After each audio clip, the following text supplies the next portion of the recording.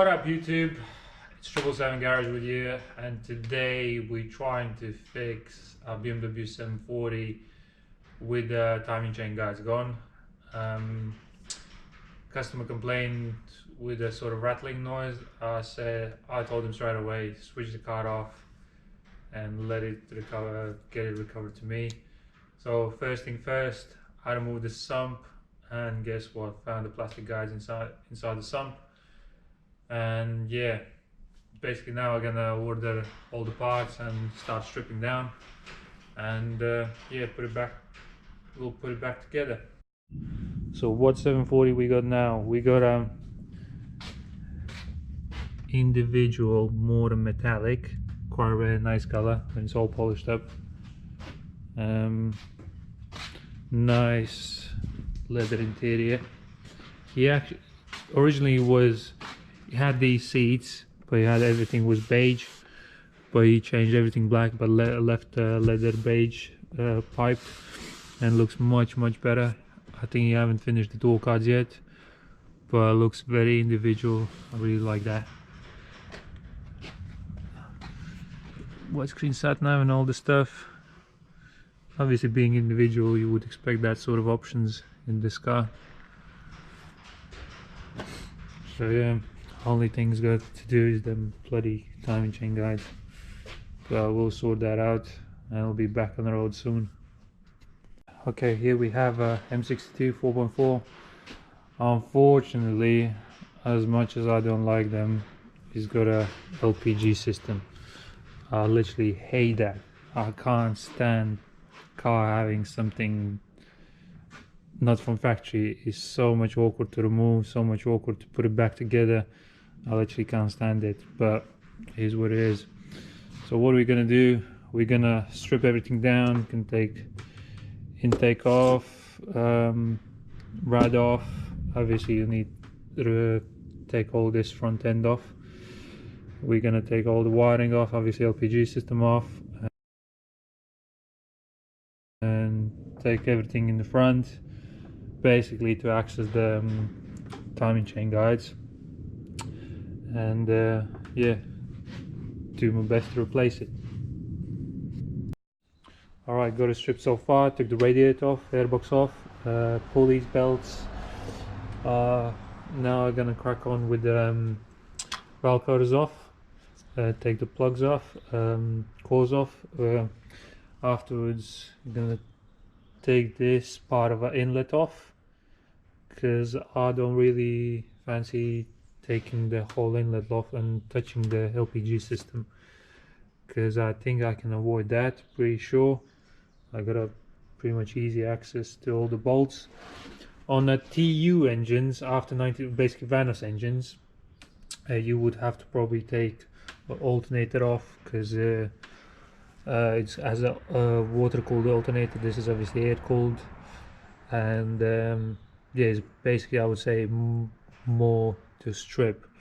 On a non-Vanos engine, I would say it's a bit easier than a TU engine. So yeah, we'll crack on with that, and hopefully I'll get this called Jesus bolt. People on forums call it Jesus bolt. Hopefully I'll manage to take that off with the impact gun. I've done it before, so we'll see how this one goes. So yeah, let's crack on.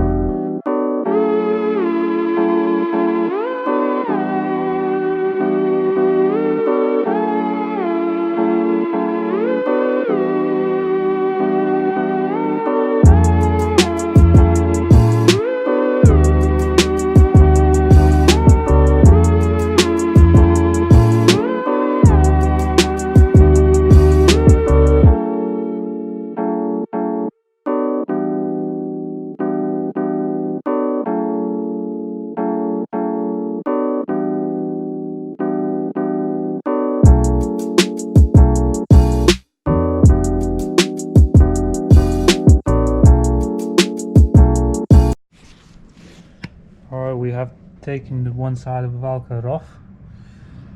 As you can see,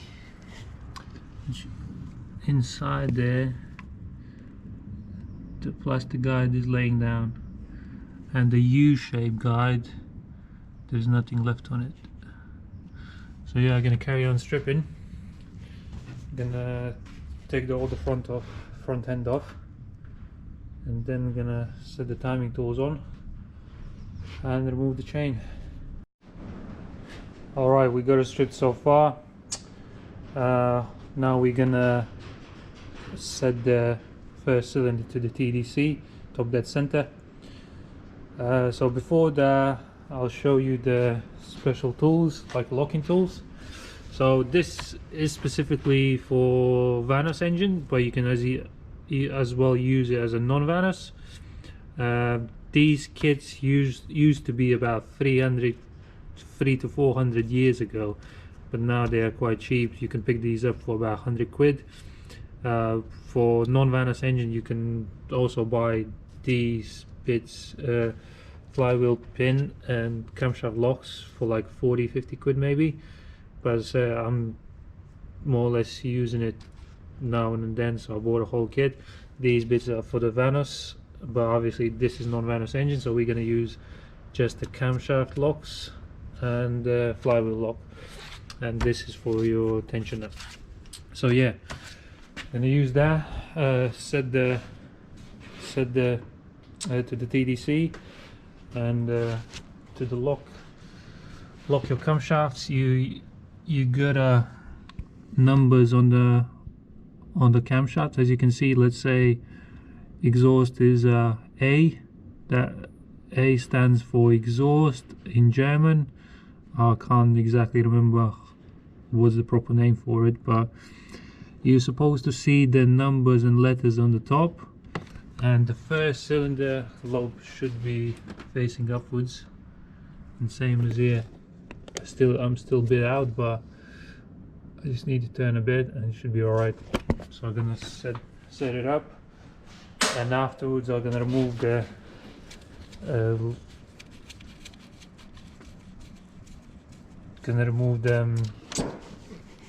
tensioner, and I'm gonna strip the rest of it.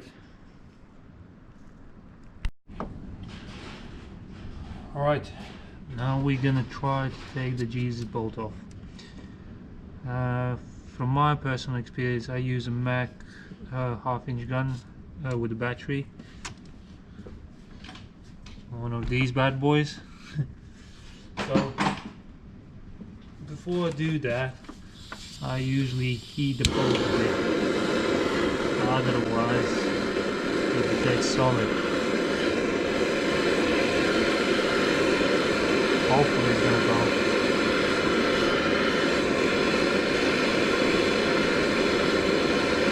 Don't need extreme heat, just maybe a minute or so. Let's heat it up and let's fire.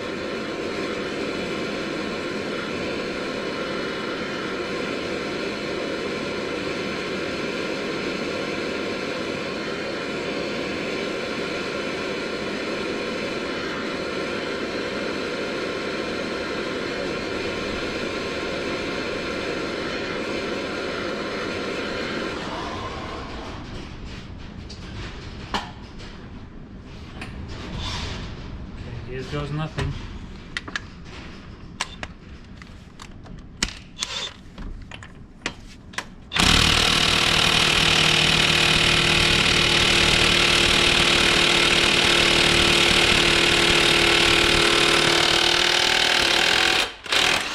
Yeah, this is how you do it.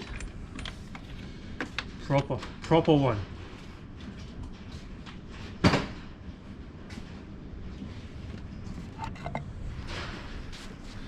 Now we're gonna take the middle cover off, and then finally we got access to the guides. As you can see, guides missing there. So yeah, let's crack on. Finally managed to get a middle cover off. As you can see, there's your timing chain and guides. And the U-shape guide is one of the most common things to go. Don't ask me why, don't ask me why, but I'm guessing age and mileage. As you can see, it doesn't cause any damage when it's gone, but you'll hear the rattling noise. That's what happened with this. So first thing first, you will have to remove the middle bit off to get the timing chain off, and then just replace the whole kit. Obviously this tensioner guide, U-shape guide, and this one down there. And whilst you're here, you might just also do the wall separator, wall breather, or whatever it's called. And then basically, yeah, just put everything back together. It's not that hard to do as let's say in your home circumstances.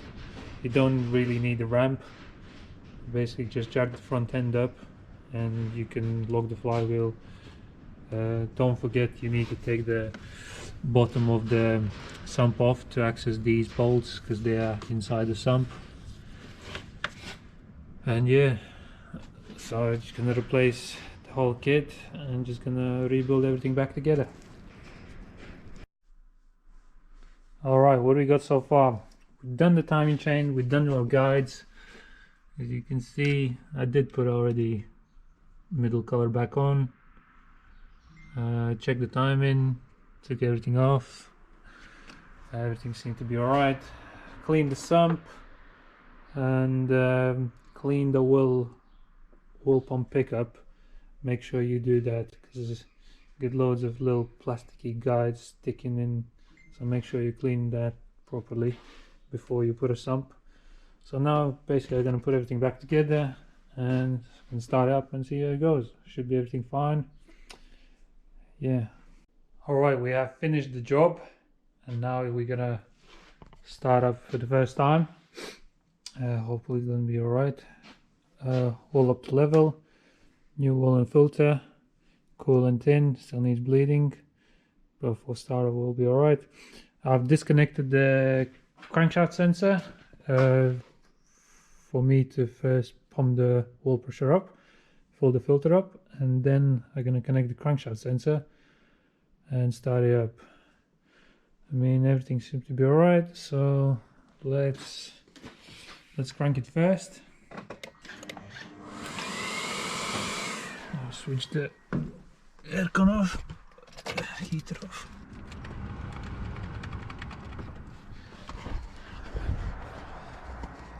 Let's go.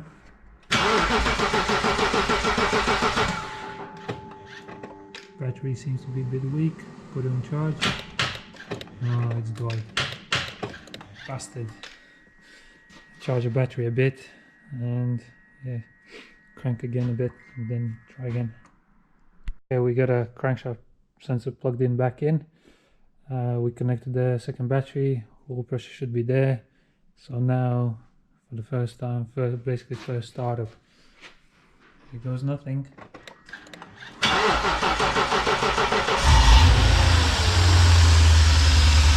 Woo!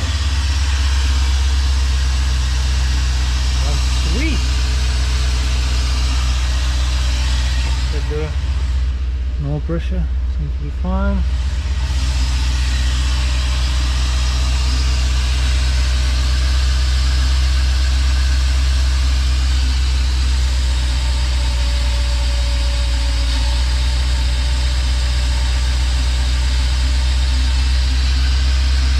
Completely fine.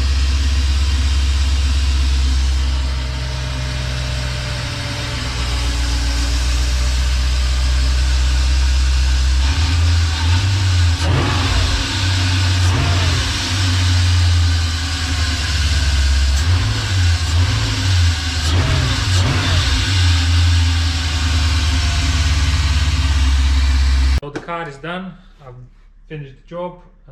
Everything seemed to be alright. I still need to do a test drive just to confirm and check anything for leaks or anything suspicious, but so far everything is alright. And so yeah, cost wise, how much did it cost? So Labor wise, I didn't sort of charge a lot because this is my sort of I've done a mates rates, but including parts and labor, everything, I would say 800 up to 1,000. Well, I would say something like that, because timing chain kit is about 200 quid ish. I still needed to buy. I had to buy something, oil separator and one timing chain guide from BMW. What else? Replace the crankshaft seal, oil and filter, and yeah, little timing chain cover gaskets. So parts wise was about, I would say 400-ish, something like that. You check the receipts, but yeah, labor wise, let's say 600-ish. So I would say not that bad, because I'm guessing any other garage probably would charge 2-ish grand, maybe less, maybe more, something like that. That's what I've had, but is what it is. Done the job. He's happy, I'm happy. So yeah, if you enjoyed this video, give us a thumbs up, leave the comments below, and I'll see you in the next projects. Take care, bye.